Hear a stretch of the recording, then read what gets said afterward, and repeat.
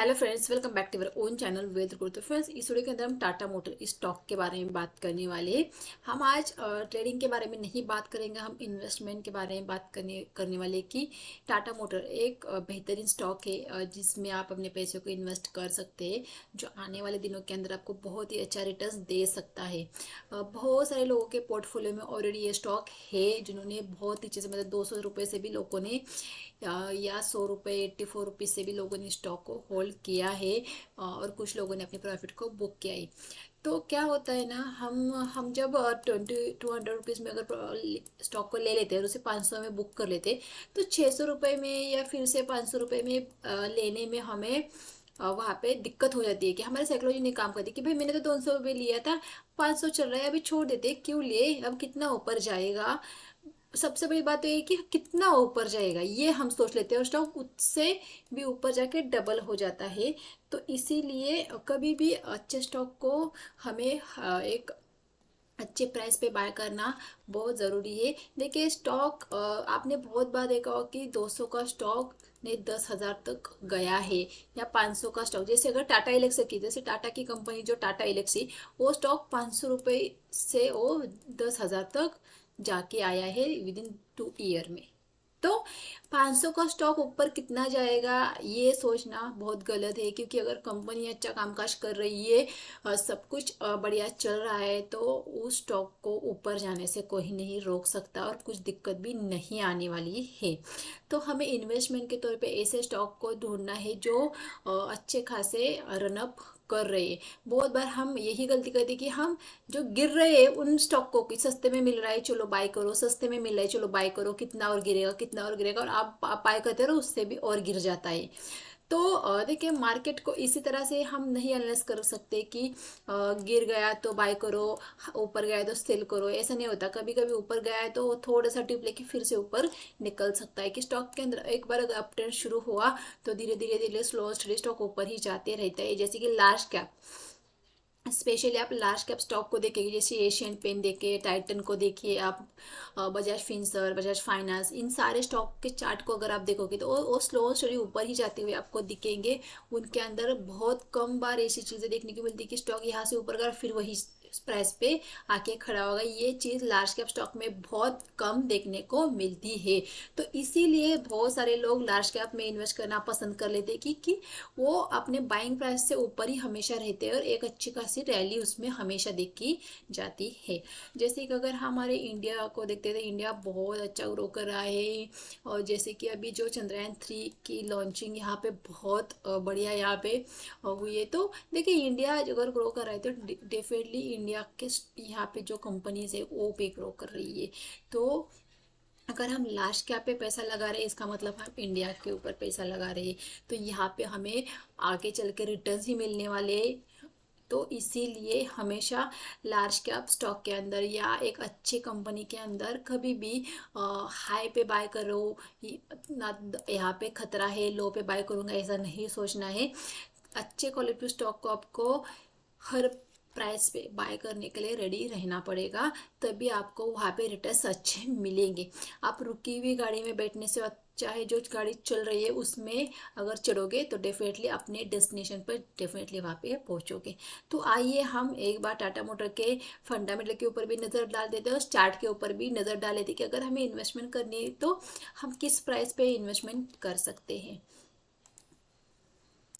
Stock की बात करते हो, जैसे कि मैंने 600 के आसपास स्टॉक चल रहा है। अगर देखेंगे तो यहाँ पे स्टॉक ने एक साल के अंदर बहुत ही अच्छे रिटर्न्स यहाँ पे स्टॉक ने दिखाए, 30% के रिटर्न स्टॉक ने दिखाए हैं।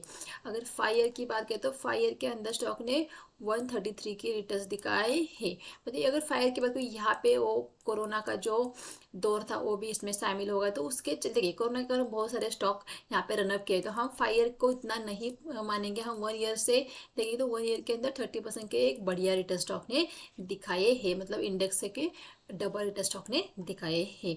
जैसे कि मैंने कहा एक लार्ज कैप स्टॉक है ये, कंपनी गाड़िया बाई टाटा मोटर क्या है इसको मुझे आपको एक्सप्लेन करने की ज़रूरत नहीं है, मुझे पता है बहुत से लोगों को टाटा मोटर के बारे में पता है। तो मैं अलग से आपको उसके बारे में नहीं बताने वाली, क्योंकि सबको पता है कंपनी क्या करती है। तो आइए एक बार कंपनी के फाइनेंशियल के ऊपर भी नज़र डालें। तो कंपनी के फाइनेंशियल के ऊपर अगर नज़र डालते थे, देखिए रेवेन्यू के अंदर हमें प्रीवियस ईयर से हर ईयर में यहाँ पे बढ़ता हुआ दिख रहा है। ईबिटा की बात करें तो ईबिटा भी यहाँ पे ऑलमोस्ट यहाँ पे डबल होता हुआ दिख रहा है इस ईयर के अंदर। नेट इनकम की बात करें तो देखिए कंपनी 2021 और 2020 में यहाँ पे लॉस में चलती। देखिए इस दौर पे 2021 और 22 के अंदर अगर आप चार्ट देखेंगे तो स्टॉक चार्ट एक ही जगह पे स्टक था। क्यों? कंपनी लॉस में चल रही थी और लोगों ने स्टॉक को बाय करके रखा था। देखिए टाटा का नाम से इमोशन भी जुड़ जाते हैं लोगों के, तो लोगों ने स्टॉक को होल्ड किया था, तो इसी कारण चार्ट में गिरावट हमें नहीं देखने को मिली थी, बस स्टॉक एक ही जगह पे रुका था। तो इसकी वजह से देखिए जब कंपनी प्रॉफिट में आना शुरू हो गई तो स्टॉक के अंदर एक तेजी स्टार्ट हो गई है। तो मैं क्या कहती हूँ कि देखिए फंडामेंटल चेंज होने में टाइम लगता है, लेकिन चार्ट सबसे पहले चेंज हो जाता है, फंडामेंटल से एक कदम आगे चार्ट रहता है। तो इसीलिए मैं चार्ट को ज़्यादा प्रेफर करती हूँ। तो कंपनी अगर यहाँ पे देखेंगे तो कंपनी अच्छे खासे प्रॉफिट में कंपनी चल रही है, कंपनी बहुत ही अच्छा यहाँ पे ग्रो कर रही है। तो आइए प्रमोटर की होल्डिंग पे एक बार नज़र डाल लेते हैं। तो देखिए अगर कंपनी के यहाँ पे प्रमोटर दे देता है 46% यहाँ पे प्रमोटर की होल्डिंग हमें स्टॉक में देखने को मिल रही है। इसके अलावा म्यूचुअल फंड की अगर हम देखते हैं यहाँ पे म्यूचुअल फंड की अगर होल्डिंग देखते तो म्यूचुअल फंड की हमें 8.69% की देखने को मिल रही है। डीआईएस की हमें 8.76% की देखने को मिल रही है। एफआईएस की यहाँ पे 19% की, जैसे कि उन्होंने यहाँ पे जून में अपनी होल्डिंग को इंक्रीज किया था, यहाँ पे दिसंबर में इंक्रीज किया, मार्च में उन्होंने डिक्रीज किया और फिर से जून में उन्होंने इंटर किया। वो लोग प्राइस नहीं देखिए, वो लोग नहीं कहते भाई इतना बढ़ा है और कितना बढ़ेगा या तो हम बाय नहीं करेंगे। वो लोग प्राइस मोमेंटम को देखते हैं कि भाई हाँ यहाँ तक आया तो इससे ऊपर भी जा सकता है, तो वो हाई पे भी स्टॉक को लेने के लिए रेडी रहते। लेकिन हमारी दिक्कत यही है भाई, हम हाई पे नहीं लेते, हमें डर लगता है और स्टॉक वहीं से और ऊपर चला जाता है, फिर सोचते काश मैं यहाँ पे बाय कर लेता, काश। हमें क्या लगता है इससे ज़्यादा मार्केट को क्या लगता है, मार्केट क्या कह रहा है, इसके ऊपर हमें ज़्यादा ध्यान देना चाहिए। इसके अलावा रिटेलर की बात करें तो 70% यहाँ पे रिटेलर की होल्डिंग देखने को मिल रही है। फिलहाल स्टॉक के अंदर कोई भी रेड फ्लैग नहीं, स्टॉक ना ओवरबॉट जोन में हमें देखने को मिल रहा है। तो आइए चार्ट के ऊपर चलते हैं कि चार्ट पे हमें स्टॉक किस तरह से देखने को मिल रहा है। तो चार्ट को अगर हम देखते हैं तो चार्ट कंटिन्यू यहाँ पे अप ट्रेंड में देखने को मिल रहा है। यहाँ पे प्रॉफिट बुकिंग हमें देखने को मिल, देखिए अभी जिन्होंने नीचे से लिया है, जो मतलब देखिए जो लोग स्विंग ट्रेड करना चाहते हैं, जो पोजीशन लेते हैं, वो कुछ पैटर्न के ऊपर, जैसे कि यहाँ पे देखिए यहाँ पे एक ट्रेंड लाइन ब्रेक हुई तो उन्होंने यहाँ पे बाय किया और फिर एक अच्छा खासा यहाँ पे जितना ये मोमेंटम था उतना ही मोमेंटम ऊपर की तरफ आया। तो वो पैटर्न के ऊपर जो काम करते हैं वो डेफिनेटली अपने प्रॉफिट को बुक करेंगे। वो देखिए मार्केट के अंदर आपको ट्रेडिंग के अंदर पैसे कमाने, तो आपको ट्रेडिंग के अंदर आपको बहुत स्ट्रिक्टली अपने रूल्स को फॉलो करना पड़ता है। आपको एग्जिट एंट्री यहाँ पे प्रॉपर होनी पड़ती है। तो जैसे कि ये पैटर्न इतना ऊपर की तरफ गया तो डेफिनेटली उन्होंने यहाँ पे प्रॉफिट बुक किया होगा, तो उसके कारण यहाँ पे गिरावट आ रही है। ये तो हो गई एक रीज़न। सेकंड रीज़न हो जाता है कि निफ्टी, अगर इंडेक्स को देखते हैं तो इंडेक्स के अंदर भी हमें गिरावट देखने को मिल रही है। तो इसकी वजह से भी देखिए ये भी इंडेक्स का ही पार्ट है, तो यहाँ पे भी गिरावट देखने को मिलती है।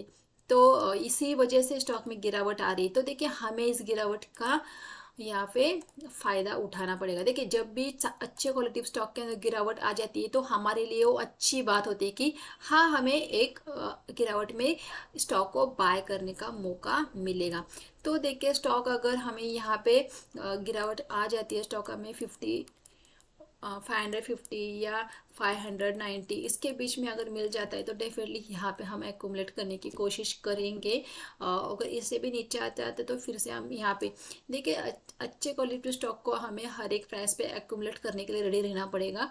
और स्टॉक के अंदर अच्छा खासा अप ट्रेंड स्टार्ट हुआ है, स्टॉक और भी ऊपर जा सकता है। तो हमें इन्वेस्टमेंट के तौर पे एक इन्वेस्टमेंट के लिए इस स्टॉक को हम पिक कर सकते हैं। फिलहाल ट्रेडिंग के लिए कोई भी यहाँ पे नहीं है, कुछ पैटर्न नहीं दिख रहा है ट्रेडिंग के लिए, लेकिन हम इन्वेस्टमेंट के लिए स्टॉक को देख रहे हैं। तो सिर्फ इन्वेस्टमेंट के तौर पे हम स्टॉक को यहाँ पे देखेंगे और बाय करने के लिए रेडी रहेंगे।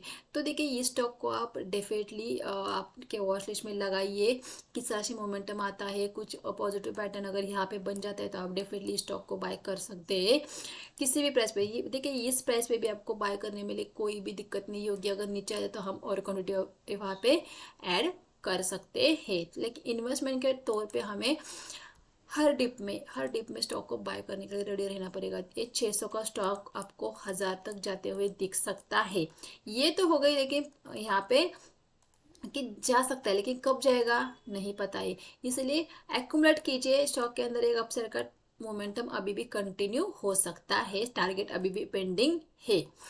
तो अगर वीडियो अच्छा लगा तो वीडियो को लाइक कीजिए, चैनल को अभी तक आपने सब्सक्राइब नहीं किया चैनल को सबसे पहले सब्सक्राइब कीजिए, वीडियो को लाइक कीजिए। देखिए वीडियो को अगर आप लाइक करते तो हमें एक मोटिवेशन मिलता है कि भाई हाँ, हम और बेहतर और अच्छे से आपको चीज़ें समझाए और अच्छे स्टॉक को आपके लिए लाए ढूंढ के। तो देखिए वीडियो को लाइक करने में बिल्कुल भी कंजूसी मत कीजिए, आपके लाइक ही हमारे लिए एक मोटिवेशन होता है। तो चैनल को सब्सक्राइब नहीं किया, चैनल को सबसे पहले सब्सक्राइब कीजिए। Thank you.